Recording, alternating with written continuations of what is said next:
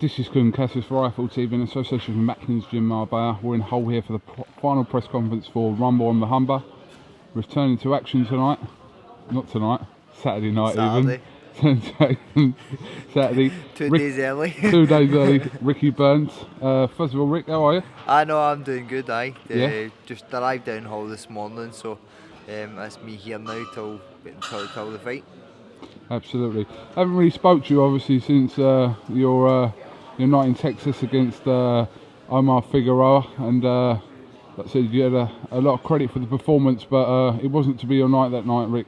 I was obviously disappointed not to get the win, but I think I proved to myself as well in that fight that there is still a lot more to come. There is still some big fights out there.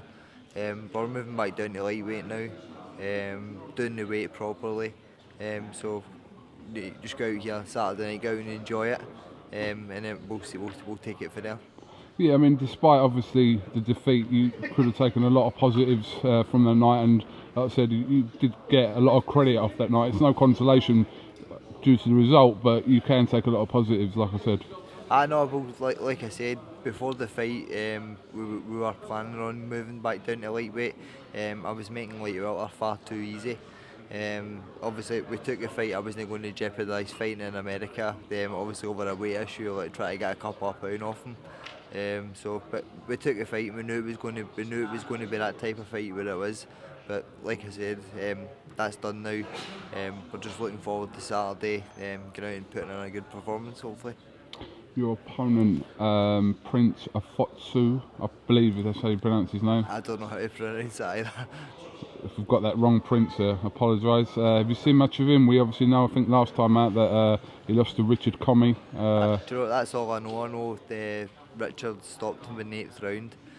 I've done a bit of sparring with Richard before. He came up to Scotland, he helped me out for winning my fights. So Richard, he is a good fighter. So I'm sure we'll be prepared for whatever's going to happen.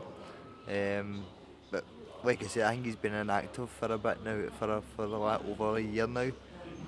But like I said, it's just getting out and enjoying it, and hopefully putting a good performance. That's the main thing for me. Obviously, in the division that you're returning to is the most talked about division, or one of the most talked about divisions going on at the moment. So much going on. Obviously, it's just announced today that Anthony Crolla has been granted his rematch against Crolla-Perez, which is great news. I just saw that on Twitter there when I was sitting in the hotel before we came down here. Over the moon, he more than deserved it. I thought he'd done enough. I thought he should have been given the nod the last time. So hopefully he goes out and he puts it right this time. And obviously, you know, a few months ago it was Kevin Mitchell. Well, it wasn't even a few months ago, it was a couple of months ago now. Kevin Mitchell suffered a defeat to Jorge Linares, someone obviously you know very well. His second crack at the world title wasn't to be, but hopefully he can secure himself another world title shot this year as well. I know, but there's so many good fighters over here in Britain. At lightweight, there is so many good domestic matchups that could possibly happen. And obviously, I'm moving back down now and go out here on Saturday and get myself back in the mix. Terry Flanagan also becoming world champion. Yeah, forget about that one there. Yeah. I know, Joy. Obviously, how it doesn't matter how he won the title. Obviously, the boy dislocated his shoulder in the second round. At the end of the day, he's still a world champion. That's all that counts. Obviously, it's been a tough year for you. Well, say year. It's been a sort of tough 12 months since you lost to Crawford. Obviously, there's that hand defeat and everything. But you know, now obviously you feel that, like I said, with the weight and everything, things are different now, and you can sort of focus on putting your career firmly back on track. No, definitely. Like I said, we'll get Saturday out the way. Obviously, I'm not one to say I'm going to do this and that. I just want to go out here, obviously, go out and get the win on Saturday, and we'll take it from there. But all these names that we're mentioning, they're fights that I want to be involved in. And I'm sure people on social media, they're all talking about the fights that could happen. And Tony and Eddie, they know the way I would fight MD at all. It doesn't bother me. Do you know what I mean? A fight's a fight. So, but we'll just take it for now. We're going to take it one fight at a time. But I think the lightweight scene is the one to win. I mean, what's the main differences for you? Obviously, since the Figueroa defeat, where you perform well, but what's the main differences for you obviously coming back down to lightweight as well ahead of this Saturday night? Would you say that was the positive moves in your career going forward? No, well, do you know, I think lightweight, although getting the last couple of pound off is hard, I'm sure every boxer will say that as well. Light welter, I was making it far too easy. Like maybe 4 or 5 days before the weigh-in, I'm actually on the weight. In the build up to the fight, I'm still eating even the night before the weigh-in, I'm still eating 2 or 3 big meals a day. So that's how I know lightweight is my natural weight to compete at. But we'll just take it one fight at a time.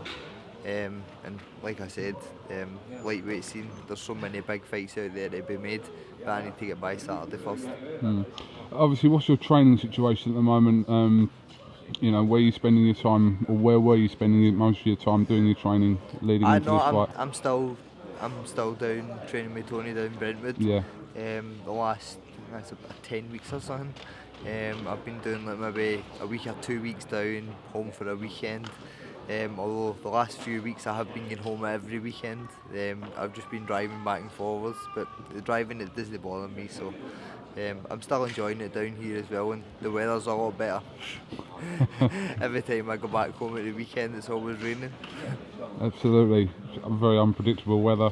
Have you been keeping an eye on the Scott Harrison situation, Rick, about what's been going on with him? No, do you know, I've been reading wee bits here and there. Obviously, I saw the article the other day about nobody knows obviously his whereabouts. Nobody's contacted his family or anything to let them know where he's been held, which I think that's a bit shocking, to be honest. Hopefully they can get that sorted. But like I said, I've only been just bits and bobs. I've not really been looking too much in it. Hopefully it gets itself sorted out. Alright, well listen, the press conference is going to begin shortly, so good luck in that, and weigh-in tomorrow, and then Saturday night, rumble on the Humber. That's it. I know it's going to be a good night of boxing.